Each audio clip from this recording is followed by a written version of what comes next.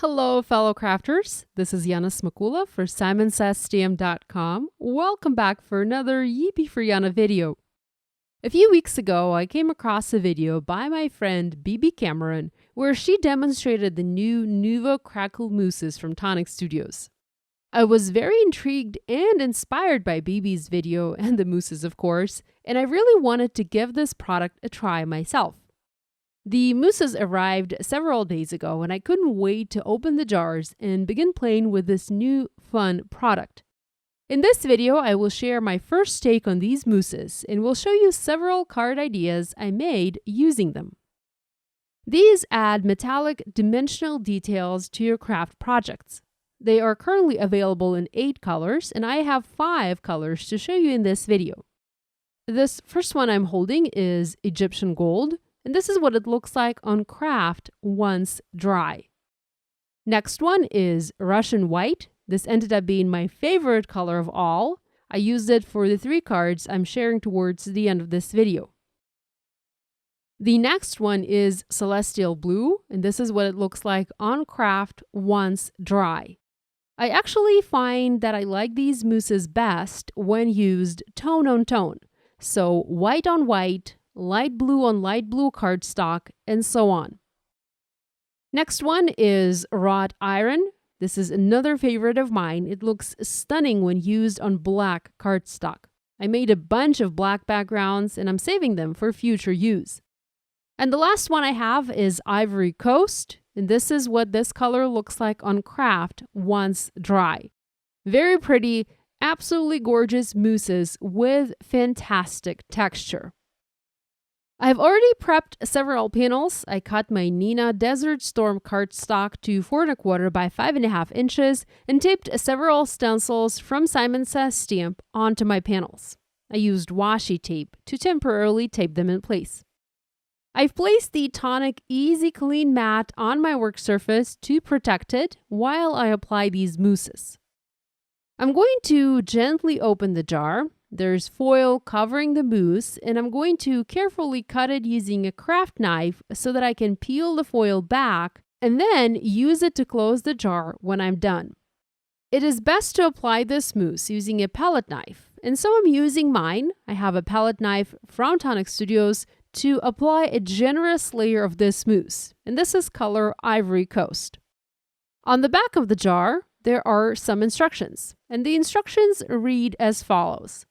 For a textured finish, apply with a spatula. If applied using a stencil, a raised effect will occur. And this is what we're doing here. We are applying this mousse using a stencil. Ensure a thick, even layer is applied to create a crackled effect. I'm not applying too thick of a layer.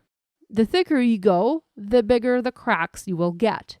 But I would not go too thick, as the mousse might actually fall off the paper if the cracks become too big.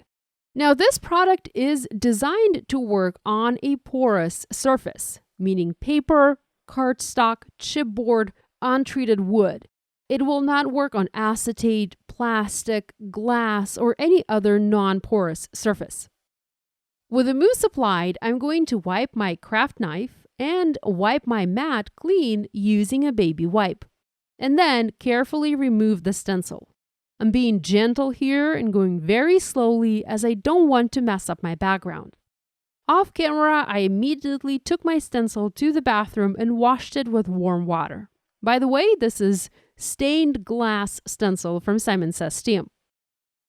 For the next background, I'm using Egyptian Gold mousse and Simon Says Stamp Flora stencil.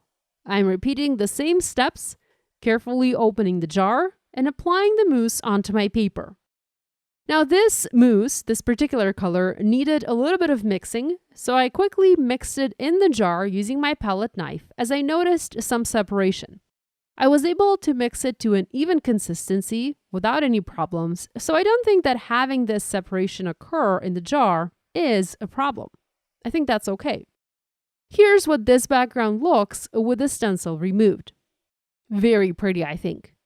For the next background, I used Russian White mousse and Simon Says Stamp Solar Burst stencil.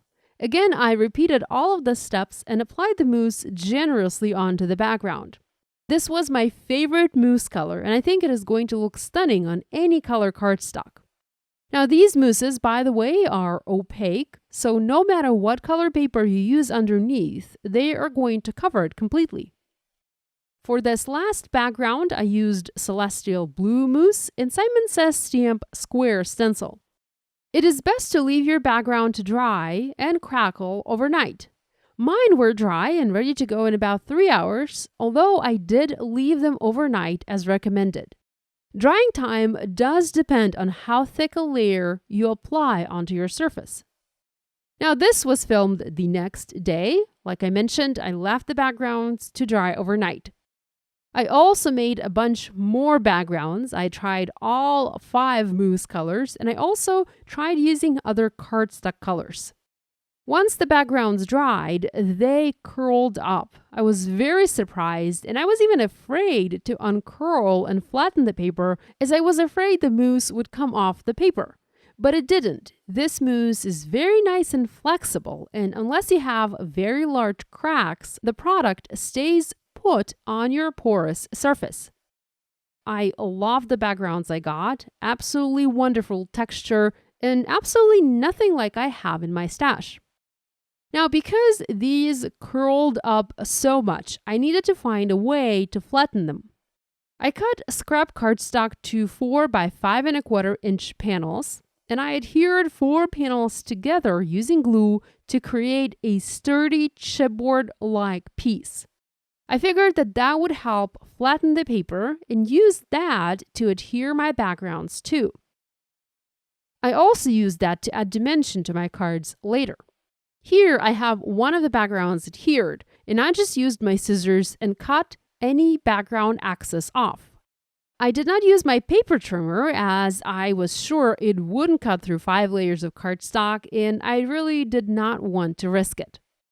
On the right-hand side of the screen, I have a few additional backgrounds drying, and that is my mini Misty and a coaster sitting on top, applying pressure to the backgrounds. Here's a look at those backgrounds. You can see how absolutely gorgeous they turned out. I cannot even pick a favorite. I love all of them. All of these were created using stencils from Simon Says Stamp, and I have all of the stencil names listed in the video description below. To create cards, I adhered my crackled backgrounds to A2 white side-folding card bases using my chipboard-like panels. For the first card, I white heat embossed a Miss You sentiment from Kathy Zielski Miss You Missy stamp set. I thought that using light pink cardstock, and this is Hero Art's Peony cardstock, worked really well with that pearlescent white color of the mousse and the white card background.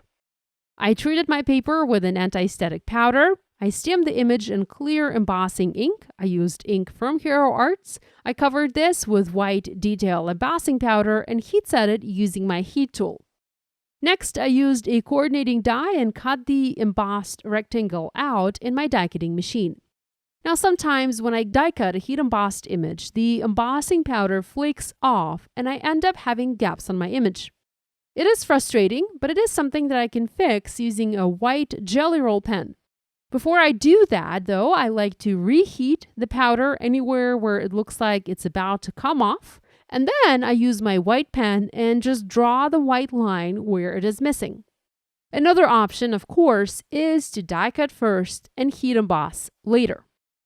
For my next card, I heat embossed a sentiment that reads, "You're one of a kind," and I used Simon Says Stamp Kind Flowers stamp set, and again, the same peony cardstock from Hero Arts. For my next card, I stamped Merci in Twirling Tutu ink from Kathy Zielski All the Thanks stamp set and cut it out using a coordinating die. And this reads, "Thank you very much" in French. Next, I used glue and adhered my die cut sentiments onto the cards.